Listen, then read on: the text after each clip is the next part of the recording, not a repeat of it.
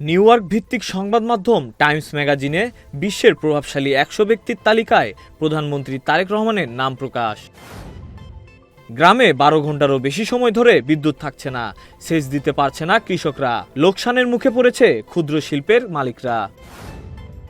কানাডায় প্রথম বাংলাদেশি বংশোদ্ভূত ফেডারেল এমপি হলেন ডলি বেগম। তিনি সিলেট জেলার মৌলভীবাজারে অধিবাসী।